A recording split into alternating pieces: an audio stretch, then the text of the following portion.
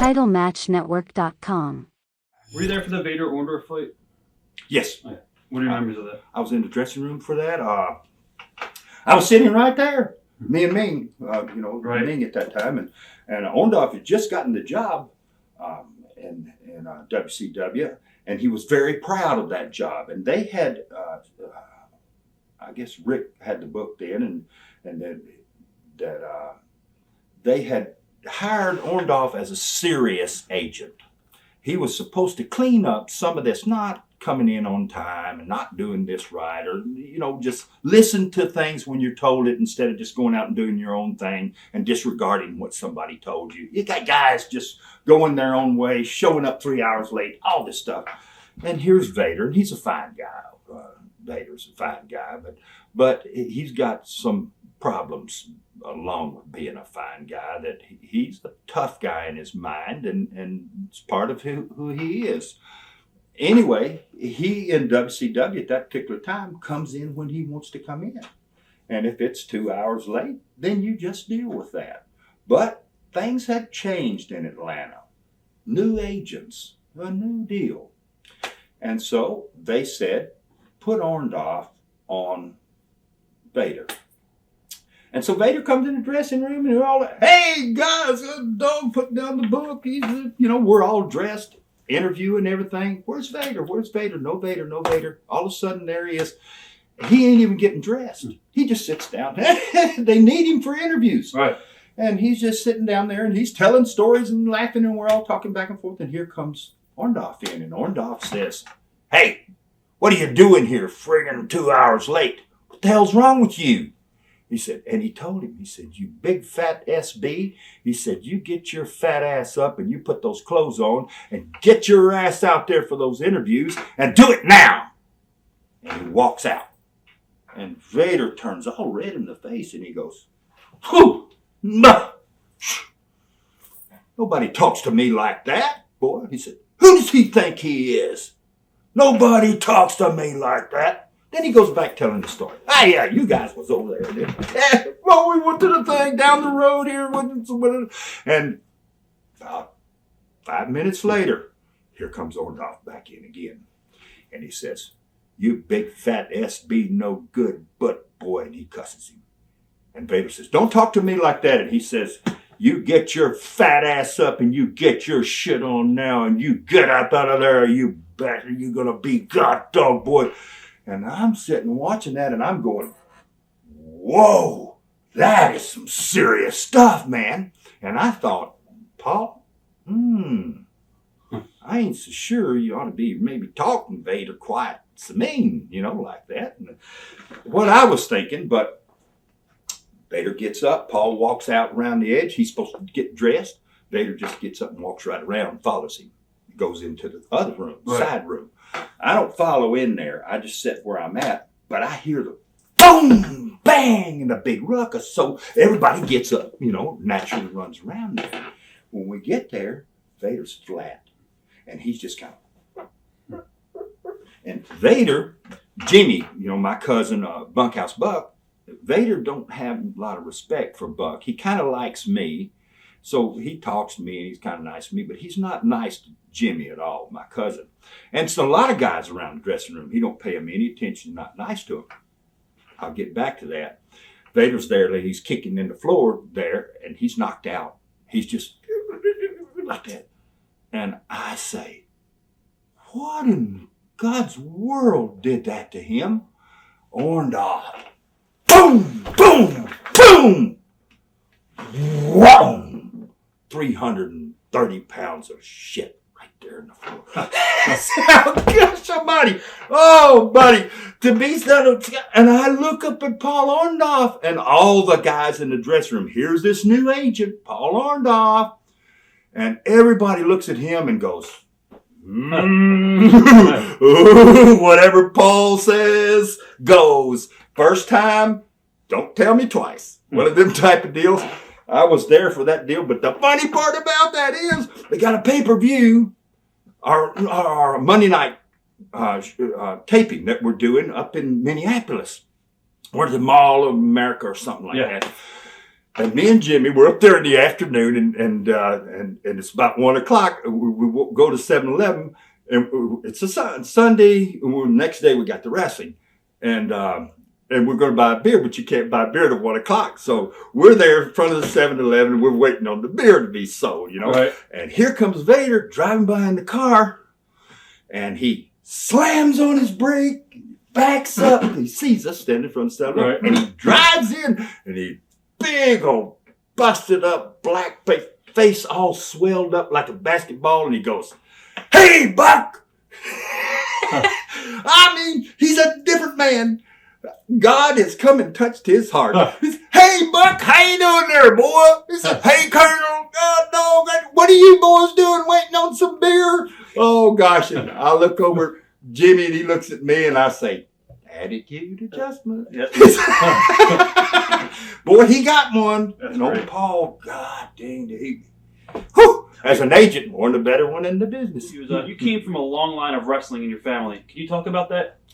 Yeah, I could talk about that a little bit. My father was Buddy Fuller, and his dad, Roy Welch. And, Roy was one of 4 brothers, Roy, Herb, Lester, and Jack. And they were very popular in the Tennessee area. I mean, very popular. As a matter of fact, Roy wound up running the whole 5 states around Tennessee, Kentucky, Tennessee, Arkansas, Mississippi, part of Mississippi, and all of Alabama. So they were at one time probably one of the largest wrestling organizations of all time, and well known in that area. Didn't get out of that area a great deal. It's just those 5 states because of promoting and all of them working together, the brothers, that they didn't get up north a lot. So, if you go up north, you probably wouldn't see them very much. My father grew up, naturally raised by my grandfather, Roy, and Roy was a mean man. He was a brutal son of a gun, and he got into wrestling by being a brutal son of a gun. That back in the days of 40s, when he got into the wrestling business, you had to have pretty good credentials. It wasn't a situation where you could come in, take a little bit of training, go in the ring, and everything would work. That it was more of a situation where you had to take care of yourself, and if you weren't a tough son of a gun, you weren't going to make it far in the wrestling business. And so my dad was brought up that way, and he brought my brother Ron and me up in the same way. That and my dad growing up and my grandfather made it very clear to him that if you're not a tough son of a gun in this business, you're not going to get far without having your rear end handed to you. And that there was too many guys in this business that demanded respect and wouldn't give you any. And so my grandfather taught my father that it's important that you're a tough guy. And so Dad learned to hook, and he learned to take care of himself extremely well in the ring. Unfortunately, a lot better than I did, because in bringing me up, he kind of brought my brother and I up the same way.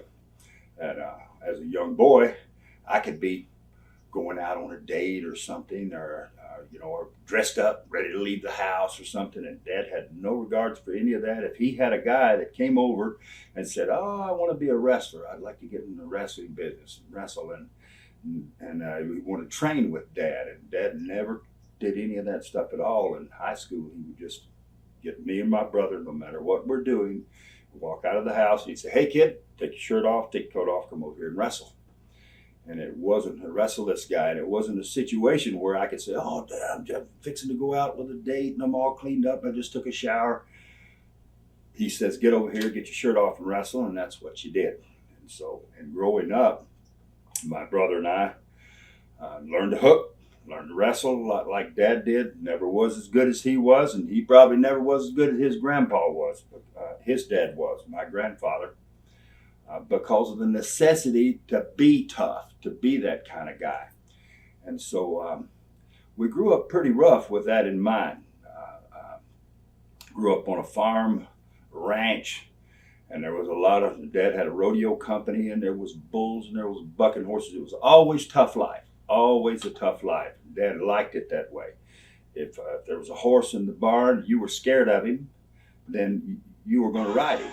And it didn't make any difference whether you were bucked off or hurt or whatever, because Dad thought getting hurt, getting bucked off and everything was just a good lesson. And we were brought up in that way. And in doing so, I never was one of those fellas that walked out of the house going to a date and Dad said, get over here, and I'd be 16, 17 years old, and he'd have a brick mason 300 pounds standing there that says, oh, I lift bricks all day and I'm a strong son of a gun, and boy, I think I'd be a good wrestler. And so Dad had just relished and said, well, I got this 16-year-old punk over here and he's going to try you out. And he had us ready for those tryouts real good. And when you got plans and you're all cleaned up, you're ready to go out someplace and see your girlfriend, and you got to pull off your shirt and get all dirty out in the yard wrestling, you like to take advantage of that moment. And I always relished in the fact that I was able, with the training that he gave me, to stuff it up guys pretty good. I guess, how big was your grandfather on kayfabe back then? Oh, my grandfather was impossible when it came to that. If you didn't honor or respect the business, that he would beat the living hell out of you, and that's just the way it was. And he'd probably beat the living hell out of you anyway. But if you don't have respect for what you're doing, you got no business doing it. And that Roy taught my dad that, and he taught us that my father was so serious about wrestling that, you know, for people that know that, you know, that there's blood in wrestling, and it's and unlike people think so many times, they've always got a blood capsule or this and that. It's never been that case. I've never heard of a blood capsule, never seen one, don't know anything about any of that. But Dad figured there's an easy way to get blood, and I'm not going to get into that a lot, but you still bleed. But Dad believed that there was an importance, and my grandfather believed it too, and what they call a hard way. And you had to be nicked over your eye a little bit, hopefully the eye, because it's pretty easy to knuckle right over top of those eyes, and it's like you see it in boxing a lot. It's an easy cut. Dad and my grandpa used to say, I said, you know, it's the easiest way to get blood. It's like a little bee sting. If you do it right, boom, and it's over. And, you know, 30 seconds later, it don't hurt so bad.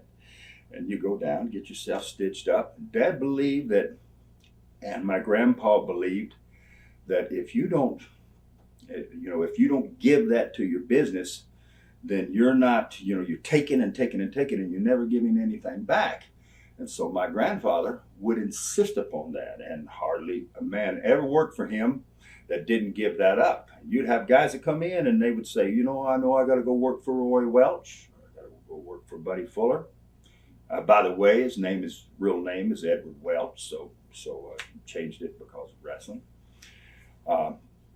That they'd say, you know, when you come in, go to work for us, then you have to realize that that's something you're going to have to give up. You're going to have to get hurt a little bit to do this job. You know, this one a good way of saying it, and the easy way of saying it is, you know, we're going to get beat up a little bit, but we're not going to hurt you. You can take that any way you want to. Watch thousands of exclusive shoot interviews right now on TitleMatchNetwork.com.